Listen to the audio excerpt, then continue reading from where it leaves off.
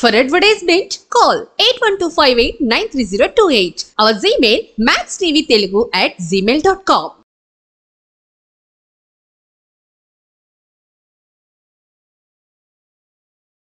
Johnny master case విషయంలో ఏమన్నా కుట్ర జరిగిందని అనుకుంటున్నారా మీరేమైనా? ఇన్ని సంవత్సరాలు లేనిది ఇప్పుడే గెలికారంటే ఈ ఎలక్షన్ మూమెంట్లో బలం లేకుండా తెలియకోకుండా ఎంట్రీ అవ్వరాదు. జానీ మాస్టర్ చేసిన మొదటి తప్పు అది. ఈయన పని చూసుకోవాలి.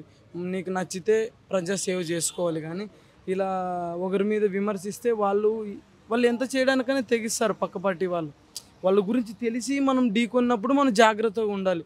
మన వాళ్ళతోనే పోటీ పీయడం అనేది ఇదేం కొత్త కాదు, జరుగుతూనే ఉంది. ఆ అమ్మాయి తప్పది. అది జరిగిపోవడం మనకు తెలియదు. కానీ జరిగిందైతే పర్లేదు, కానీ కుట్ర అయితే ఆయన లైఫే పాజిటివ్ అవుతుంది. అతనికి కూతురు ఉంది, ఆ కూతురికి అంటే రెస్పెక్ట్ అనేది పోద్ది. ఈయనకు కూడా 10 మందిలో ఇప్పుడు రెస్పెక్ట్ ఉంది, రెస్పెక్ట్ పోద్ది. తెలియకోకుండా అంతే. కొంతమంది కుట్ర ఎమ్మెల్యే ఉన్నారు అని కూడా మాకు ఇన్ఫర్మేషన్ వచ్చింది.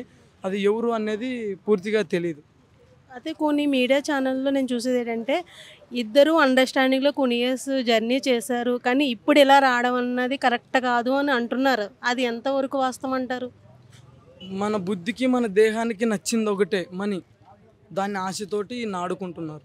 ఆ అమ్మాయికి మనీ చూపించారు, అమౌంట్ చూపించారు, ఆ అమ్మాయి మోసపోయింది.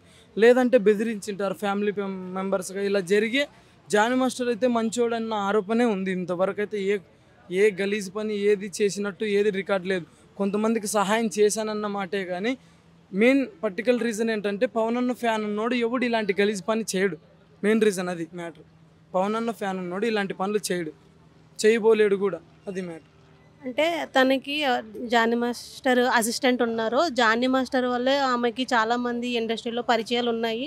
సో నా వల్ల తనకి చాలా ఆఫర్లు వచ్చి ఉంటాయి, దీనికి నేను కూడా ఒక కారణమే అని ఒక విషయం అయితే బయటపడింది. దీని మీద మీరు ఏం చెప్తారు? ఇప్పుడు జానీ మాస్టర్తో జరిగింది అంటున్నారు, మళ్ళీ త్రివిక్రమ్తో కూడా ఫోటోలు దిగి ఇలా బయట తిరిగినప్పుడు ఆయన మీద కూడా ఆరోపణ చేయాలి కదా.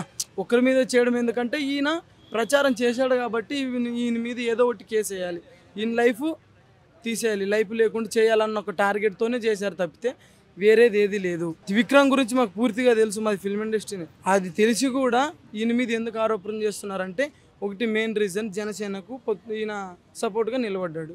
కొద్దిగా సాంగ్స్ అంటూ ప్రచారం అంటూ ఇవి చేశాడు, దీనివల్ల దెబ్బడిపోయింది. థ్యాంక్ యూ తమ్ముడు.